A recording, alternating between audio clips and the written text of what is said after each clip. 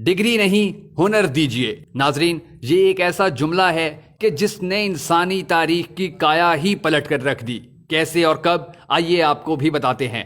Toyota, Datsun, Hino, Honda, Suzuki, Kawasaki, Lexus, Mazda, Mitsubishi, Nissan, Isuzu اور Yamaha, یہ تمام brands Japan کی ہیں، جبکہ شیورلیٹ، ہونڈائی اور ڈائیوو جنوبی کوریا بناتا ہے۔ آپ اندازہ کریں اس کے بعد دنیا میں آٹو موبائلز رہ ہی کیا جاتی ہیں۔ آئی ٹی اور الیکٹرانکس مارکیٹ کا یہ حال ہے کہ سونی سے لے کر کینن کیمرے تک سب کچھ جاپان کے پاس سے آتا ہے۔ ایل جی اور سامسنگ جنوبی کوریا سپلائی کرتا ہے۔ 2014 میں سامسنگ کا ریونیو $350 بلین تھا۔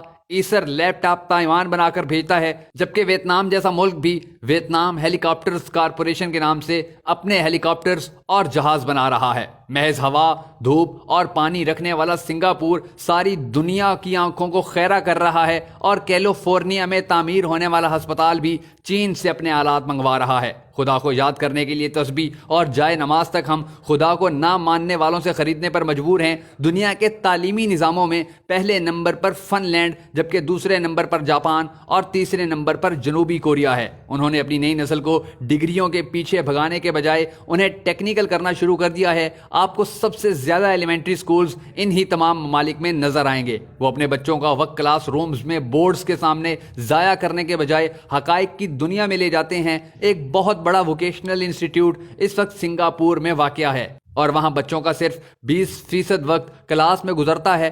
باقی 80% وقت بچے اپنے اپنے شعبوں میں آٹو موبائلز اور آئی ٹی کی چیزوں سے کھیلتے گزارتے ہیں۔ دوسری طرف آپ ہمارے تعلیمی نظام اور ہمارے بچوں کا حال بھی ملاحظہ کیجیے۔ پاکستان میں بی کام، ایم کام اور انجینئرنگ کے سینکڑوں شعبہ جات میں بے تحاشا ڈگریاں، اور اس کے علاوہ 4 سال تک کلاس رومز میں CGPA کے لیے خوار ہوتے لڑکیاں اور لڑکے کون سا تیر مار رہے ہیں۔ آپ یقین کریں، ہم صرف دھرتی پر ڈگری شدہ انسانوں کے بوجھ میں اضافہ کر رہے ہیں۔ یہ تمام ڈگری شدہ نوجوان ملک کو $1 تک کی پروڈکٹ دینے کے قابل نہیں ہیں۔ ان کی ساری تگو دو اور ڈگری کا حاصل محض ایک معصوم سی نوکری ہے، اور بس۔ ہم اس قدر ویژنری ہیں کہ ہم لیپ ٹاپ اسکیم پر ہر سال $200 ارب خرچ کر دیتے ہیں، لیکن لیپ ٹاپ کی انڈسٹری لگانے کو تیار نہیں ہیں۔ آپ ہمارے ویژنری پن کا اندازہ اس بات سے لگائیں کہ پوری قوم سی پیک کے انتظار میں صرف اس لیے ہے کہ ہمیں چائنا سے گوادر تک 2000 کلومیٹر کے راستوں میں ڈھابے کے ہوٹل اور پنکچر کی دکانیں کھولنے کو مل جائیں گی، اور ہم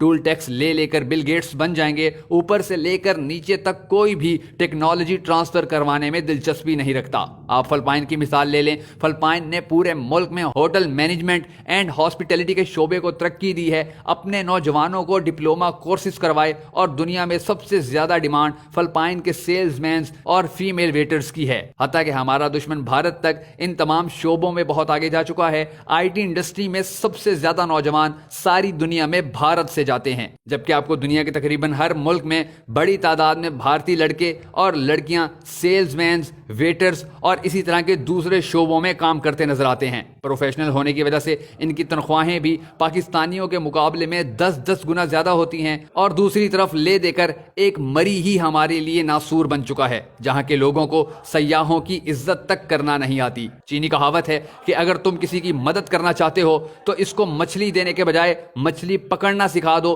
چینیوں کو تو یہ بات سمجھ میں آ چکی ہے، اے کاش کہ ہمیں بھی یہ بات سمجھ آ جائے۔ حضرت علی نے فرمایا تھا کہ ہنرمند آدمی کبھی بھوکا نہیں مرتا۔ خدا را اپنے ملک میں ڈگری زدہ لوگوں کی تعداد بڑھانے کے بجائے ہنرمند پیدا کیجیے۔